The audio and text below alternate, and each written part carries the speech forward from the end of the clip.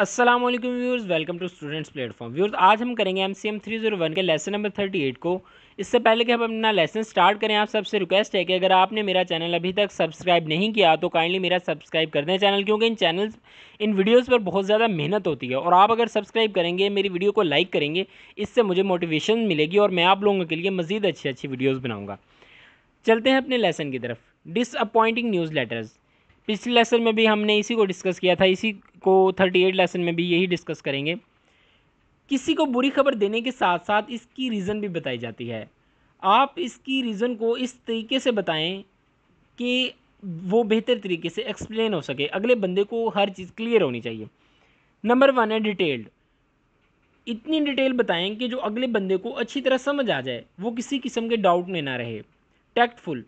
अगले बंदे को इस तरह कन्विंस करें कि इसे बताएं कि ये प्रोग्राम, ये काम इसके लिए ठीक नहीं, इसके लेवल का नहीं या इस बंदे के इंटरेस्ट का नहीं। इंडिविजुअलाइज्ड। अपनी कंपनी की पॉलिसीज़ के बारे में लॉजिकली बताएं। स्ट्रिक्ट तरीके से अगर आप पॉलिसीज़ बताएंगे तो अगले बंदे पर बुरा असर पड़ सकता है। अनअपोलोजेटिक। जो भी डिसीजन लिया है आपने, इसके लिए दूसरे बंदे को सॉरी ना कहें। अगर आप सॉरी कहते हैं तो हो सकता है वो बंदा आपकी गलती समझे। पॉजिटिव।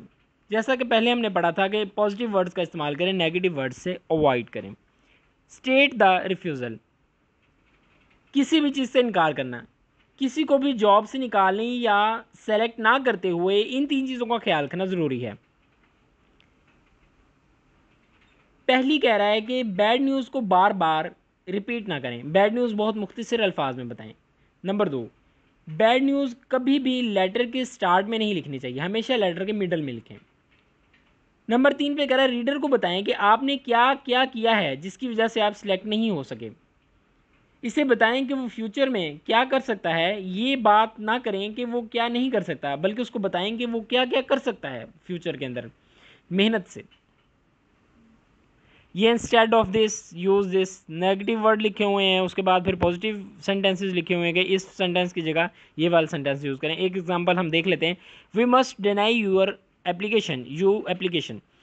ये नेगेटिव है। The position has been filled. बंदे को ये ना कहें कि हम आपको निकाल रहे हैं या हम आपको सिलेक्ट नहीं कर रहे, डायरेक्ट ये ना कहें। उस बंदे से आप ये भी बात कर सकते हैं कि भाई हम आपको इसलिए सिलेक्ट नहीं कर सकते क्योंकि सीटें जो हैं फुल हो चुकी हैं। आगे है refusing techniques. Keep it positive. पहला, हमेशा पॉजिटिव अल्फाज इस्तेमाल करें, रीडर पर बुरा असर ना पड़े। अपोलोजाइज या सॉरी ना कहें, रीडर की हौसला अफजाई करें, इसकी दिल शिकनी ना करें। इसको कहें कि अगर आप इस बार सिलेक्ट नहीं हुए तो कोई बात नहीं, अगली बार मेहनत करके आप सिलेक्ट हो सकते हैं। बिल्कुल सिंसियर होकर बात करें। मसलन अगर बंदे को कहें कि आपको किसी भी चीज़ की ज़रूरत हो तो हम आप फ्यूचर में हमसे मदद ले सकते हैं। व्यूअर, ये था आपका लेसन नंबर 38।